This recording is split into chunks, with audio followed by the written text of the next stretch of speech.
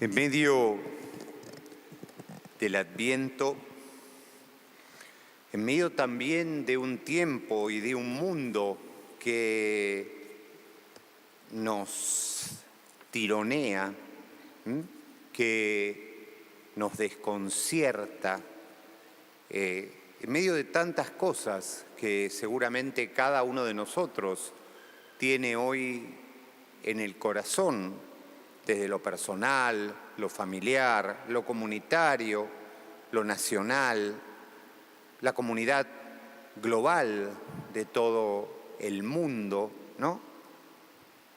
Hoy volvemos y atraviesan la historia dos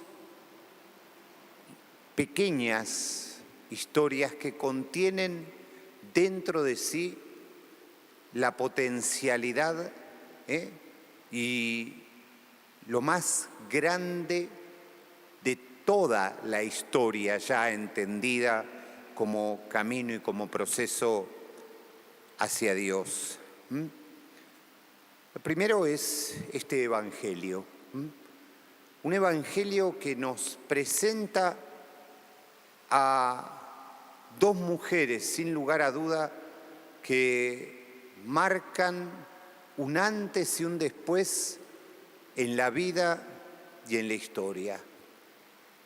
La una, Madre de Dios y Madre nuestra. La otra, Madre de el más grande de los nacidos de mujer. Y sin embargo, a decir del mismo Evangelio, el más pequeño en el reino de los cielos. Eso ya no significa como las grandezas, aún las evangélicas, las auténticas, quedan empalidecidas ante lo que el Señor nos tiene preparado como casa, como lugar, como encuentro definitivo para todos nosotros. Y como todo eso tiene que ser utilizado justamente para el anuncio, para una cuestión que no tiene que ver con los privilegios, sino que tiene que ver, yo diría, con la sacramentalidad de lo que significa, la sacralidad de lo que significa cada una de nuestras vidas ante la mirada y ante el corazón de Dios. Y este anuncio, este partir sin demora, se repiten nuevamente, pero creo que tenemos como que dejarnos conmover nuevamente.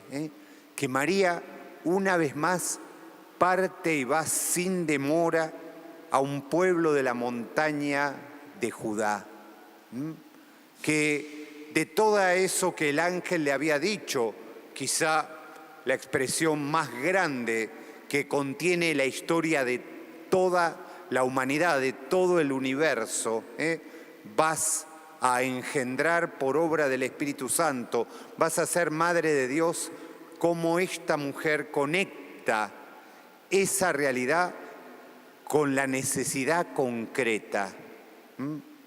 María no se queda como absorta, sino que eso que celebramos hace apenas unos pocos días, ese porque tengo dudas, porque tengo miedo, nada es imposible para ti. Bueno, ese nada es imposible para Dios, María lo empieza a celebrar, lo empieza a actuar, lo empieza a actuar en ella misma.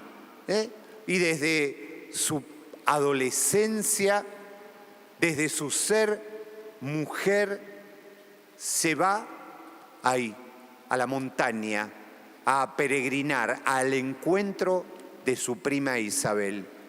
Esa prima que la recibe con un corazón y con unas palabras que han quedado selladas en la historia de la fe, en la historia de la piedad. Bendita entre todas las mujeres y bendito el fruto de tu vientre. Así se empezaba a tejer esa oración que nos va a acompañar hasta el último de nuestros días, esa oración a María. Y luego ese canto,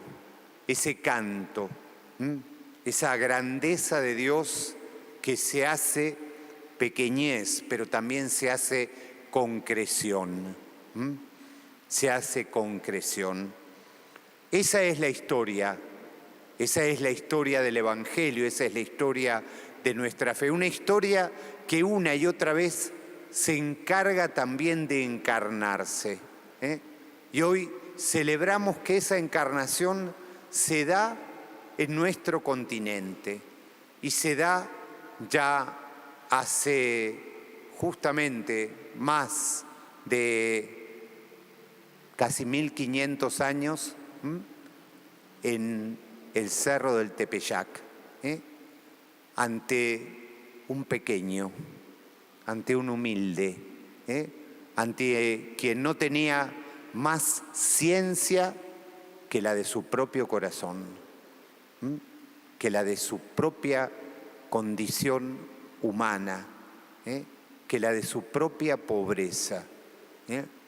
Y en esa pobreza, representada en la tilma del indio Juan Diego, en esa pobreza la Virgen, podríamos decir, como Teresita, derramaré una lluvia de rosas, derrama una lluvia de rosas, y son esas rosas que como pinceles sagrados y celestiales estampan su figura.